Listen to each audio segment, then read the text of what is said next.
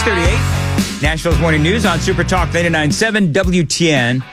Welcome on in, and hope you are having a great Tuesday. I want to welcome on in Matthew Hurtt to the program. Matthew, always great to have you on. And, man, there is a lot to talk about. First of all, I hate to be the guy that says I told you so, but I did tell you so when it comes to the Democrats talking about impeaching Donald Trump. Donald Trump has already done real damage to our democracy. But defying a unanimous 9-0 Supreme Court ruling, that has to be the final straw. It's time we impeach Donald J. Trump. That is, of course, a Democrat out of the fine state of Michigan. And that doesn't really surprise me. Matthew, this video, if you look at it, it really does look like a Saturday Night Live skit. But there's a couple of things. Number one, this dude's campaign is, I guess his campaign coffers, they are really in the red. They're not doing well at all. And so I think what he's doing is he is fundraising off of this notion to impeach Donald Trump. But what say you? You know, you're absolutely right, Dan. This is when you get members of Congress in deep blue or deep red districts who try to nationalize their profile. These are the kinds of gimmicks that you see from somebody who is looking to fundraise. Any Democrat in a safe Democrat district heading into the midterm elections is likely to face or could possibly face opposition from the left in their own party. And so we're going to see these kind of gimmicks and tricks from members like this gentleman from Michigan and others all the way through the midterm election. And it is, you're absolutely right, it is a fundraising gimmick to raise his national profile and to ward off a primary opponent from the left. One of the things, though, and I'm going to ask you this about whether or not the Democrats, if they ultimately get possession of the majority in the House of Representatives, do you believe that they will try and impeach Donald Trump? You and I, by the way, both know that they don't need a majority in the Senate to try to impeach the president. They have done this before. We've seen this before. And it's all in this word for the Democrats keeps coming up. It is performative. But do you think that is a legit concern if they end up after the midterms having the majority in the House? Performative is such a great word for this, and right now it poses very little threat. I'm not sure where these articles of impeachment are in the process. It certainly won't make it out of a subcommittee or committee hearing, but this is a real threat to the Trump administration and his presidency in the second half of this term if Democrats retake the House. Of course, your listeners know the impeachment process takes there's an act in the House that passes with a majority, but then the Senate has to vote to remove by a 2/3 majority. There is no chance that happens, and no chance that Donald Trump is removed, regardless of how the Senate races shake out. But this is an incredible handicap to his agenda, to President Trump's agenda right now, but even more so of a threat in the second half of the term if Democrats take the House. I thought it was interesting, and by the way, that is Shri Thanidar, I guess is the dude's name, out of Michigan. But I thought it was interesting because this actually came up during an interview that Dana Bash had with Chuck Schumer. I'm done with the impeachment talk, but I'm going to talk about Chuck Schumer, just talking pure politics here. Chuck Schumer's future in the Democrat Party. But listen to this conversation. Your colleague from Georgia, Senator John Ossoff, told voters at a town hall that he strongly agrees that President Trump should be impeached. Do you agree with him? Would that be a priority if Democrats were to take back Congress? Well, look, right now, President Trump is violating rule of law in every way. And we're fighting him every single day in every way.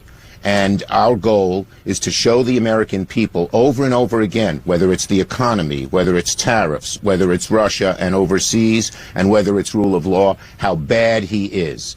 And, it's 2 years is too far away to predict. Our job is day to day to day to show who Trump is, what he is doing, and it's having an effect, as But your you're not poll ruling showed. out. The American people are realizing. You're not saying no.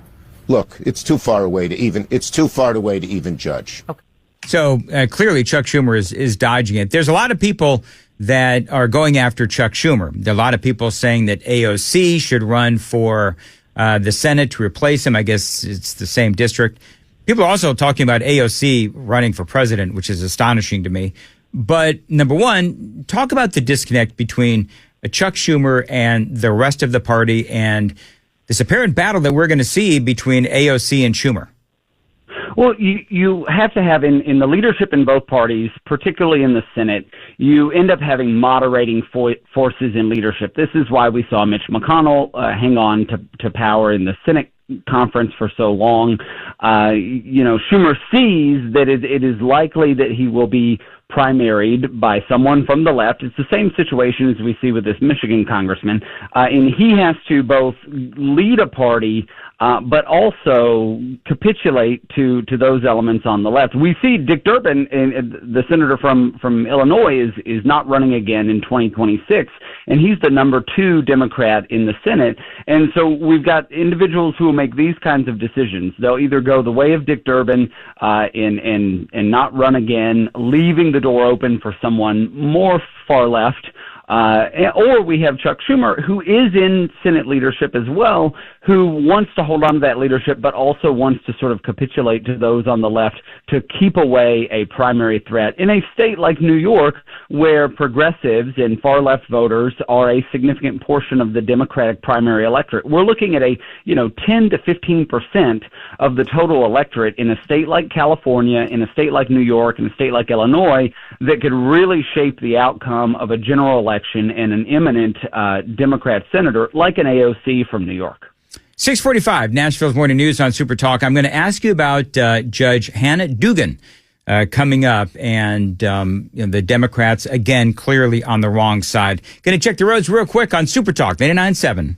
For today, we do have a high of 86, mostly cloudy, possible thunderstorms as well.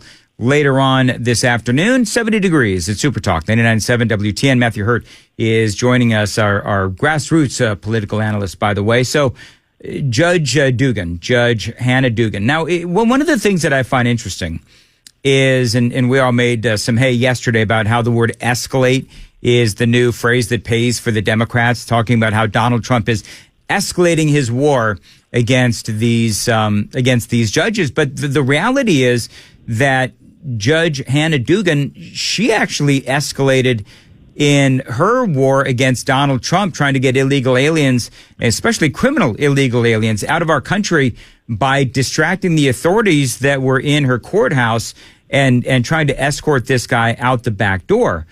So I think if we're going to talk about escalation, you've got to talk about the escalation of these judges.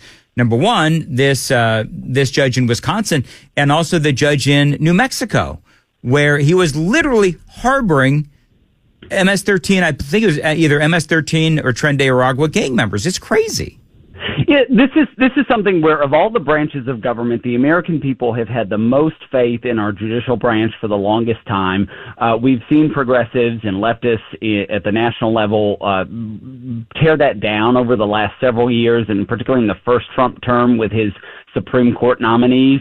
But you've got, Dona Ana County Magistrate Judge Jose Luis Cano in New Mexico and Hannah Dugan in Milwaukee. These individuals are elected by the people to uphold the law. And in both of these instances, they're local judges, city level or county level judges. They're elected to uphold the law, and it is clear to anyone that they have violated the law. Hannah Dugan in Milwaukee is textbook obstruction of justice, according to a CNN commenter.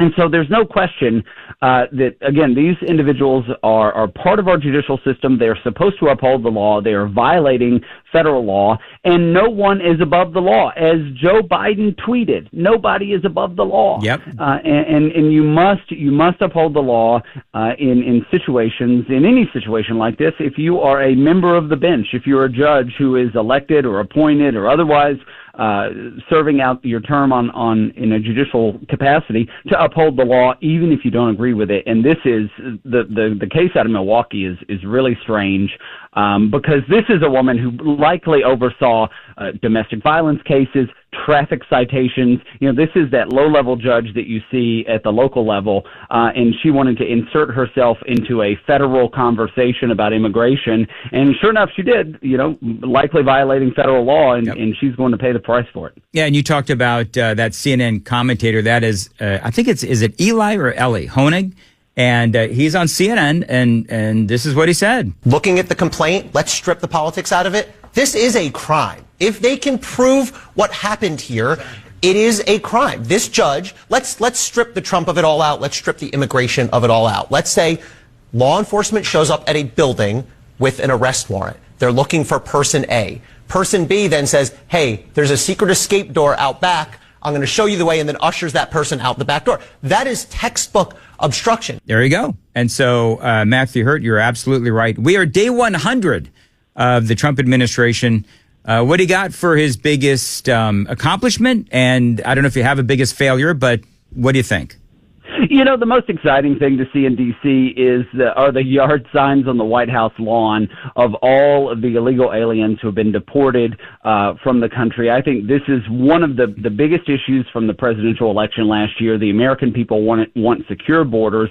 They want safe communities. Much of this is tied to our immigration system, and I think the Trump administration and Caroline Leavitt and other communications professionals in that orbit have done an excellent job. People like Scott Jennings on CNN and others. And so the biggest policy win is on immigration.